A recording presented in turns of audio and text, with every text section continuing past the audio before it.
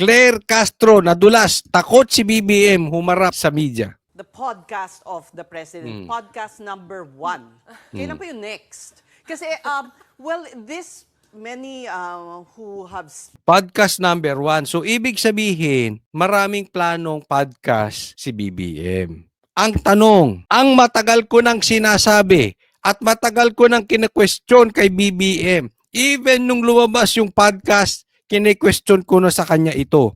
At ngayon, itatanong sa kanya. Pakinggan ninyo. Parehas kami ng nasa isip. seen it are saying that he showed, that he was empathizing with the people. But, parang walang spontaneity daw. Sana po hindi masyadong curated. Kailan ba kami Di ba? Scripted na scripted eh. Yun ang problema dyan sa podcast na yon. Halatang halata eh. Scripted. Kailan ba kami makakaasa na may susundan ba po itong podcast number 1? Kailan ang susunod? Kailan susundan ang podcast number 1? Yes, there will be more. Kita mo, nauutal-utal siya. Pansinin nyo, pag sumagot to si Claire, pag about Duterte, yung atake, yung confidence ni Claire, yung hindi siya nagkakabulol-bulol, talagang talagang atake. Pag yung kahinaan ni Marcos, iko-consult ko, hindi ko alam niyan, nagkakabulol-bulol, ganyan ulitin natin, si Claire. Be more podcast to there will be more. 1. Yes, yes, there will be more. Yes.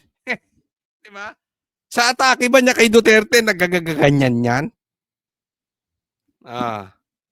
Alam mo kasi ito si Claire. Alam niya kasi, palpak talaga yung amo niya. So ang strength niya, mang-asar lang sa Duterte. That's it. Nothing more, nothing less. Yung posisyon niyang yan is to attack Duterte. Not to defend the president or even ipakita yung magandang gawa ng presidente. Sa bagay, mahirap talagang i-defend ang presidente.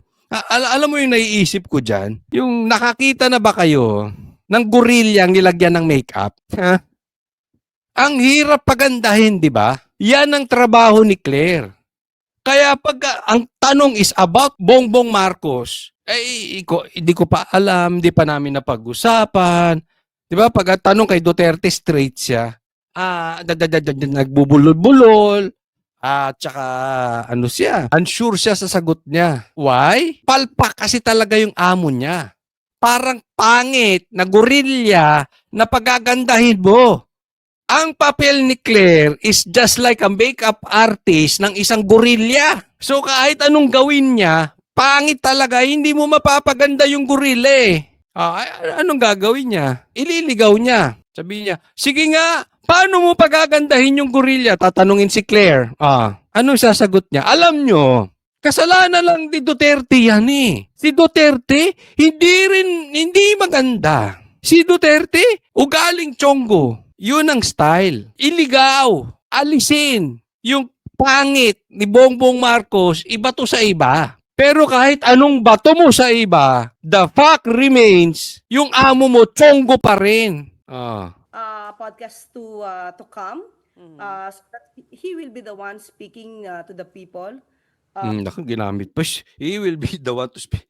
Talk to the people ba yan, Claire? Talk to the people? All his feelings, all his frustrations, all his happiness, on his Wala kaming pakialam sa frustrations niya. Wala kaming pakialam sa feelings niya. Wala kaming pakialam sa anumang galit niya sa mundo.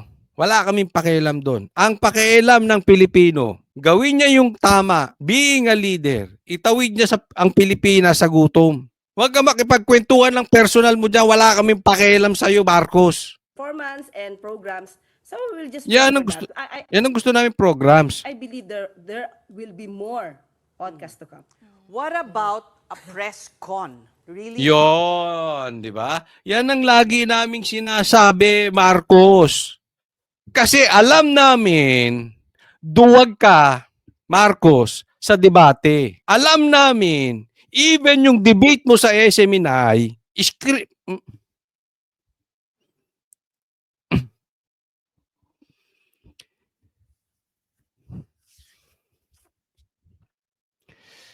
Duwag ka, Marcos. Walang laman ito. Ayan ang totoo. Takot ka nga sa debate eh. Anong klase kang presidente? Kaya nga sinasabi namin, ba't ka nagpa-podcast? Press con. Facing the media. Hindi Yan. Yung tanungan facing the media. naman puro kayo. Hindi naman sa sinasabi namin sa na kami sa inyo. Oo, hindi dapat puro si Claire. Pero it would be great for the president to go before the media. And if I may add, no, before you answer, attorney, yun din po yung promise ni Presidente sa atin earlier this year. Sabi niya, I will be facing the media more. It happened exactly one more time, right after nung ICC arrest ni former President Duterte. And then we did not have Q&A anymore with the President openly. Yan, ganda, no? Sabi, bakit hindi tayo mag-press con? Yung tanungan. At yan ang pinangako ni Presidente sa amin. Magkakaroon tayo ng regular na press con. Tanungan, hindi podcast. Kasi yung podcast, recorded yun eh. Controlled environment. Si Katunying magtatanong ba sa'yo ng alanganin yan? Ang itatanong sa'yo ni Katunying, yung gusto mong tanong. Kung hindi, dapat nga live yan eh. Kung hindi controlled environment yan, dapat may ibang nagtatanong dyan. Press con. Yung pangako mo magkakaroon ng press con, isang beses lang nangyari, duwag ka talaga, BBM. Yan ang hinihingi ng taong bayan. No? Pakinggan natin na sagot ni Claire. So as of now, what I have learned that there will be podcast, but with regard to the press briefing, we will just check. I have not been informed of any press briefing to be scheduled. Ayan si Claire. 'Di ba? Pag atake sa Duterte, always sure. Ano sabi niya? Pag podcast, meron pa kasunod. Pero pagdating sa press con, hindi pa siya na-inform, hindi pa niya sure. That's Claire. Ang hirap mag-makeup sa gorilla, no? Ang hirap pagandahin ng gorilla. Nakita niyo yung sinasabi ko parati. Observe niyo yan kay Claire. She is always sure if attack sa Duterte. If about Marcos, hindi siya sure. Dapat dun nga siya sure eh. Yun nga ang trabaho mo eh. It's all about Marcos. It's not about Duterte. Kaya dapat pag ang tanong Marcos, alam mo sagot, hindi yung hindi ka na-inform, hindi ka sure, hindi, I need to check on this. Di ba? Hinayar ka ba ng Duterte? Ang nag-hire sa'yo si Marcos. So you should be always ready. Hindi yung I have to check on this. Ano ka ba namang, Claire? But anyway, if there will be one press briefing that will be scheduled, I will be the one to tell you, to reveal it to you.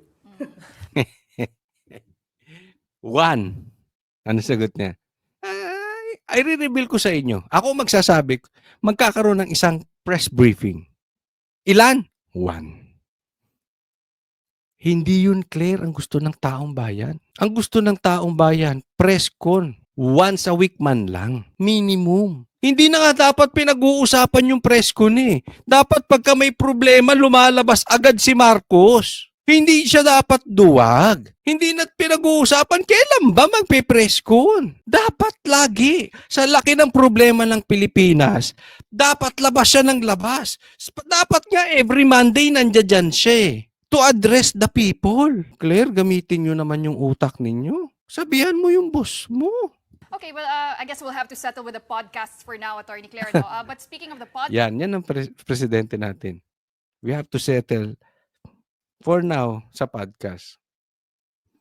sinabi po doon ni President Marcos that he's open to reconciling with his enemies. Kasama na po doon, syempre, mga Duterte. But you have the side of the Dutertes, such as Attorney Sal Panelo saying na for the President to prove his sincerity, ay ibalik daw po niya ang dating presidente dito sa Pilipinas. Ang tanong, kung talagang sincere si Marcos sa unit team, sa pakikipagtulungan at hindi puro politika, pabalikin si Duterte. Ano sagot ni Claire? What does the palace have to say to that? Well, anyway, the president is very clear. When he said that he would be open for reconciliation, anyway, the name of Duterte was mentioned, so definitely he will say yes. And to all the people that may be have opposing objectives, opposing goals or policies, everybody he wants to be in collaborate. Wait. What I mean is, he is ready to be at peace with them. to be in unity with them so that he can perform. He can set the goals for the country, and there will be no more obstruction. So that his goals and the promises would be given to the people. But to have this kind of condition for just a reconciliation, we believe that the president will always be upholding the Constitution, comply with the laws, and that's it. There would be no condition with regard to the reconciliation. He would not just be settled, he will not settle with the personal interest or request of a certain personality or certain. Yan. At tatinan niya ha. Tinanong, kung meron kang seryoso to si BBM makipag-unity at reconciliation, sabi, pauwiin si Duterte. Anong napansin nyo sa sagot ni Claire? Yung sagot ni Claire, with conviction. She is sure about her answer. Yan yung sinasabi natin kanina eh. Pag-a-attack sa Duterte, alam niya ang stand ni Marcos. Did you notice that? Pero pagpatungkol ang tanong kay Marcos and tanong about himself, I have to check on that. I have to check on that. I have to check on that.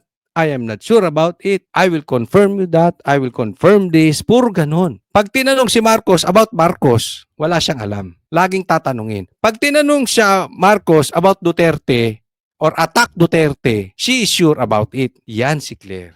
Pansinin nyo sa lahat. Pangalawa, nagsabi naman niya, hindi dapat yung reconciliation ay merong naka-attach na condition na may personal agenda. Marcos will uphold the law. Uphold ba yung kinidnap nyo? Walang jurisdiction ng ICC.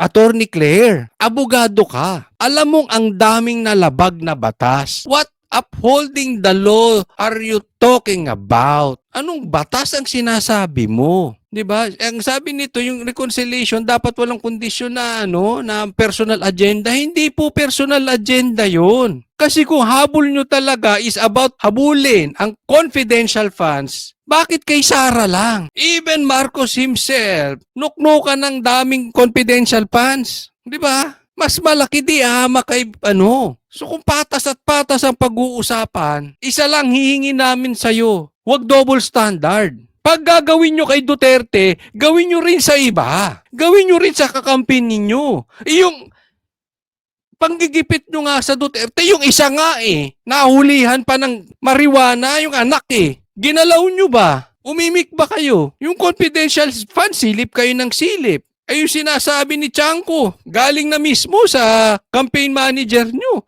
Nagkakabayaran. Inimik nyo ba? Kinestyon nyo ba ang confidential funds ni Marcos na sobrang laki? Ito mahirap sa inyo Double standard kayo, napaka-hipokrito ninyo. Pero pansinin ninyo bakit tinanong ni Katunying yun kay Marcos? Sa tingin ninyo, random question yun? Hindi. Gusto ni Marcos, tanungin siya about it. Kaya nga yan ang mahirap sa podcast Alam natin, controlled nung ini-interview. Hindi yung nang i-interview. Wala silang katunayan na yan ay talagang hindi pain tanong.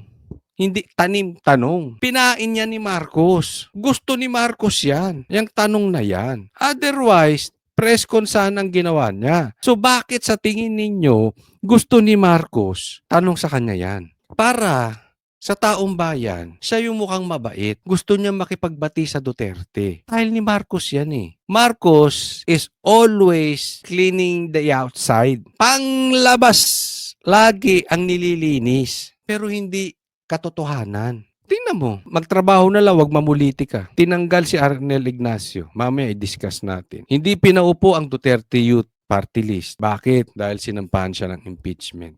Diba? Gusto niya ng reconciliation, ganyan ang pinagagawa niya. Gusto lang niya makita ng tao. Kita niyo, nakikire-reconcile. Yung mga bobo naman, akala niya, nila talaga nakikipag-reconcile si BBM sa mga Duterte. Hindi po. Plastic yun. Tingnan nyo, si Marcos, all talk. Puro salita. Lip service. Tingnan nyo yung gawa. Wala.